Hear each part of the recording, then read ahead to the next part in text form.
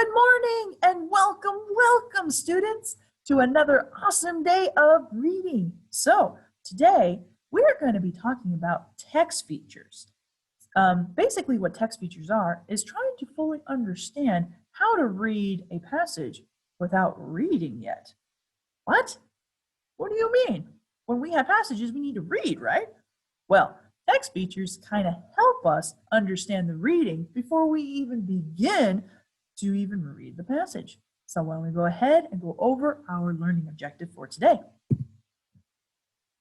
So, boys and girls, you should be able by the end of this lesson be able to explain the author's use of print and graphic features to achieve specific purposes.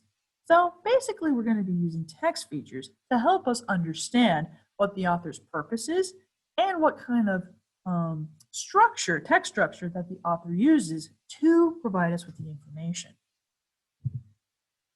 First off, what are text features? So why don't we go ahead and dive into that.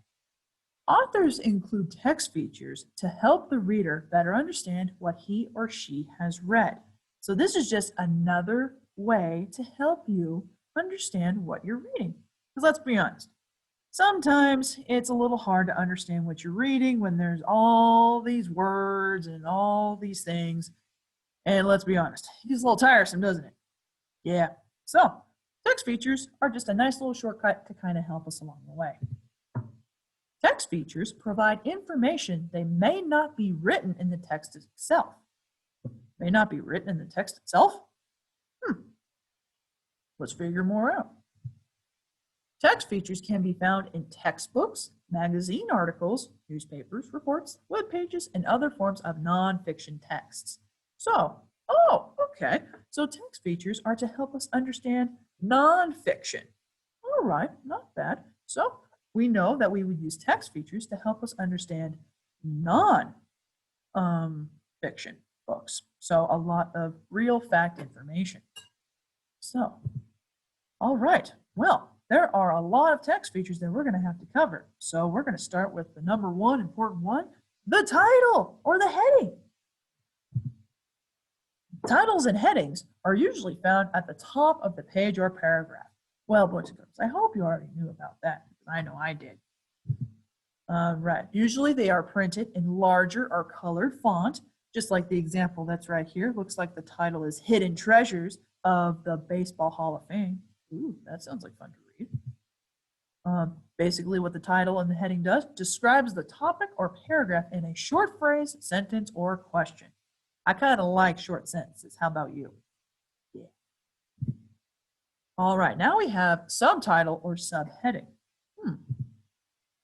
So a title or a heading that appears below main title or heading of a page or paragraph. Okay, so let's go ahead and take a look at this example right here from a newspaper. So mystery air objects seen in sky over LA. That is pretty big, so I'm going to assume that that is the title of this. All right, but then right underneath it, it's still pretty big, but it's slightly smaller. And it sounds like it's more specific. So this might be more of the subtitle or the subheading, this part. Join Russia in Commonwealth of Sputnik's Trusvik purposes to U.S. and other nations. Oh, that sounds like the subtitle from the main title of the mystery air object seen in sky over LA. Okay, so here we go. Table of contents. This is a really important piece of text features.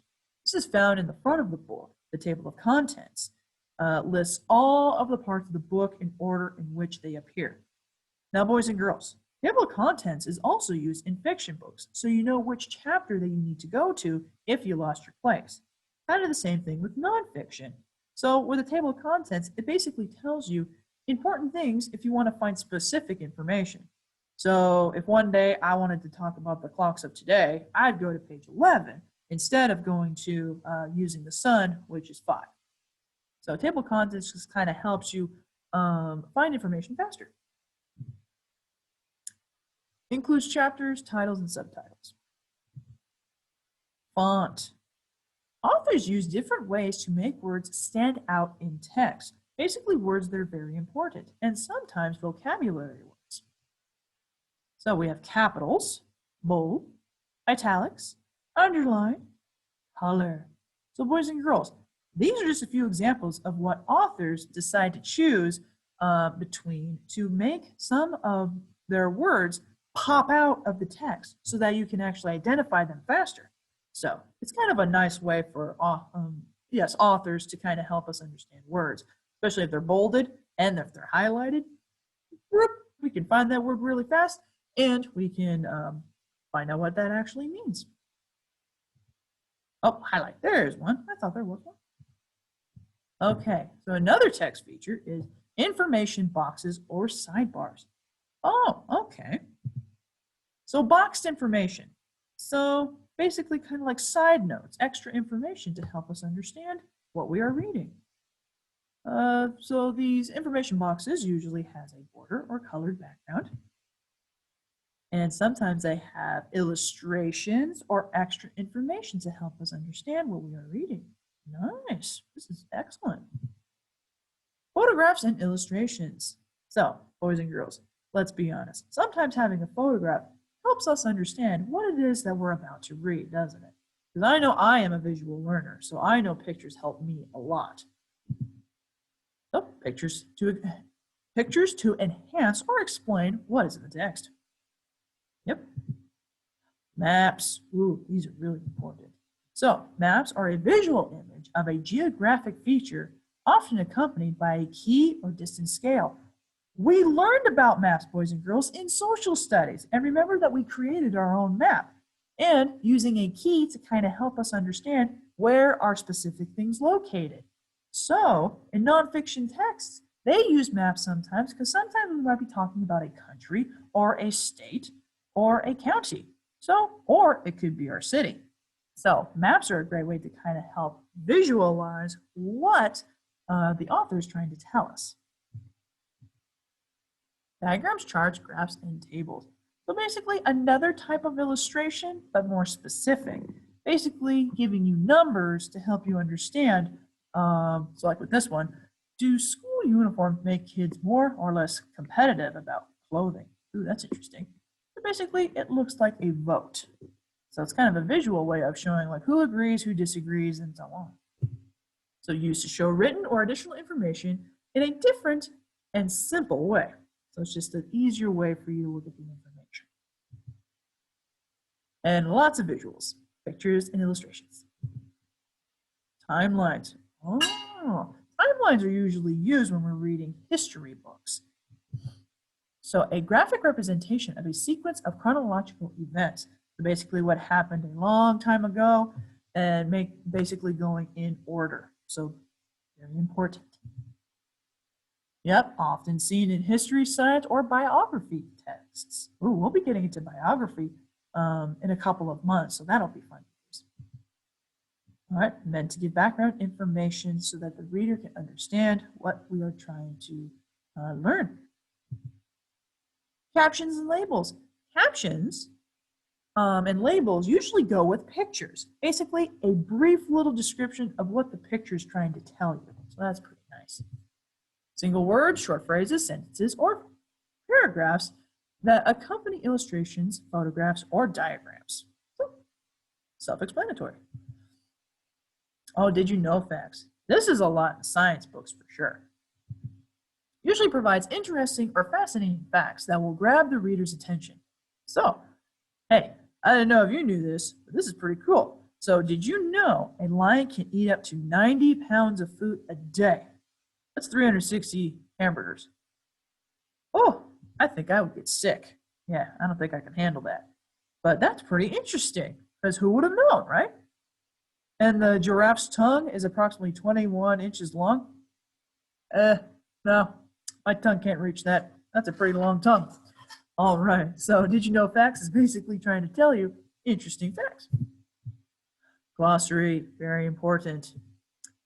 Glossary basically alphabetizes all the important words that the author is trying to tell you. So basically from A through Z in that order. Typically includes items that are being introduced for the first time or are not common knowledge. Boys and girls, you have a social studies textbook and a science textbook. There is a glossary at the back of those books. So whenever you have free time, I suggest you try and find the glossary in each of those books to see all the vocabulary words that are in that book. Index. Index is a very detailed list that is arranged alphabetically, kind of like the glossary, but more specific. These are usually used to make finding information a lot easier. So it's not necessarily about the vocabulary words. The index talks about the facts or the topics that are in throughout the entire book. So if you look right here, if you wanted to find specific information about animals, it tells you what pages to go to, 6, 8, 10. Or if you wanted to talk specifically about garbage, then you would have to go to page 20. So it's basically going alphabetical order of the topics throughout a book, magazine, or whatever that you want to read. All right, yep. Always includes page numbers so you can find the information you need. Okay, boys and girls. So now that we know all of our text features, and boys and girls, I don't want you to worry, okay? Because there is going to be a hard copy for you to keep in your notebooks so that you will have all the information you need and you can use that to look back into for studying for quizzes, tests, or if you have an assignment, you can just use those notebooks and use them to help you. So today you are going to watch me model how to use text features to help us understand what is the author's purpose for this page and what text structure is used. So I'm going to go ahead and I'm going to get my little annotation bar right here. Okay. So I'm going to move this bar down here. All right, there we go. All right, and I'm going to be using draw. So make it easy. Oh, I'm going to use an arrow. Cool. All right. So I'm going to start looking at the text features here. I'm not even going to read. I'm just using text features before I even read, just to know what I'm going to learn about. So I'm going to always start with title. What's up, world, Kenya? Ooh, that's pretty cool. What's up, world, Kenya? I like that. So you can see I made a little arrow right here. So what's up, world, Kenya? Awesome. So with that being said, what's up, world, Kenya? So Kenya is a country. All right. So that is our title. Learn about everyday, right here. So learn about everyday life in this African nation. Okay, so this looks like the subtitle. So I'm going to be learning about an African nation. Interesting. That is really cool. All right, let's keep looking around. Oh, look. I have the flag of Kenya. Okay, so that is what the flag of Kenya looks like. So Kenya is a nation or a country. Okay, good to know. Oh, look here, there's a map. Map it out. So this is what the country of Kenya looks like. And it looks like there's a star right here, so that might be the capital of Kenya. I'm going to have a really hard time pronouncing that, so we'll just move on. All right, so that is the map, and around Kenya, there's all these other countries. That's really cool. It's by the Indian Ocean. Look at that. Oh, that's so cool. I already know so much, and I haven't even read yet. Oh, look here. I see some vocabulary words that are highlighted and bolded. So those are words that popping out, and apparently they must be very important because they are highlighted and bolded. And words to know. All the right here, here's the definitions. Rural, having to do with the countryside. Mobile, able to move. Oh, I thought mobile was talking about a cell phone. There's a mobile phone. So, all right, good to know. They're not talking about that. It's just able to move. Cool. Okay, so here is a picture of this young boy. Okay, what is he doing? Oh, there's a soccer ball. Oh, that's cool. So this caption basically tells us what is happening in this picture. So here's the caption right here, fun and games. Soccer is a popular sport among Kenyan kids, but they call it football. Oh, that's cool. They call that football. Huh. Oh, because it's a ball and they play it with their foot. That makes sense. Okay, very cool. And then help wanted. What is this? So look at all these. Look at all of these captions to describe all these photos right here. So this one says help wanted.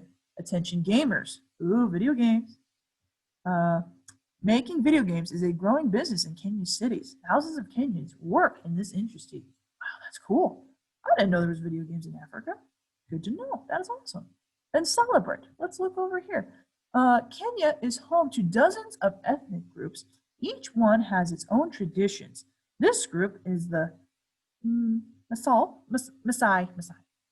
When young Maasai men finish training as warriors, then perform a special jumping dance. Oh, that is really cool. How fun. I am learning so much already. And then there's all these giraffes, basically telling us that they are in the country of Africa, because I think that's where giraffes are from. Look at this. So people often visit Kenya to see amazing animals like giraffes. Oh, well, there you go. Look at all this information that we are learning just by using text features, and we haven't even started reading the actual passage yet. So I already know so much. So boys and girls, when you are going to be able to do this on your own, you can use text features to help you understand the reading as well. Isn't that exciting? Reading is going to be so much more fun and helpful for you now. Well, why don't we go ahead and actually read the actual passage to figure out what's the author's text structure. And remember, there are 5. Description, cause and effect, sequencing, compare and contrast, and problem and solution. There we go. All right, so let's go ahead and read. It's a sunny Saturday morning, and you wake to the sound of roosters crowing in your remote Maasai village. For breakfast, you sip hot sweet tea and enjoy a porridge called ugi. Ooh, that sounds good. Then it's time for chores. Your rural home doesn't have running water, so your first job is to fetch buckets of water from the local well to use for cooking, washing up, and watering the garden. Later, you and some other kids play kati, an outdoor game that's like dodgeball. Ooh, that sounds fun. And you start looking forward to next weekend. Once the school week is over, a mobile movie theater is coming to the village. Oh, no, that's cool. The closest real theater is in the city of Nairobi, a few hours away. So this movie on wheels will be a treat. Keep reading to learn more about Kenya. How does it compare with your community? Oh, it ends with a question. That's really cool. Well, based on how this article has been read to us, boys and girls, pause this video really quick. What text structure do you think the author of this article used?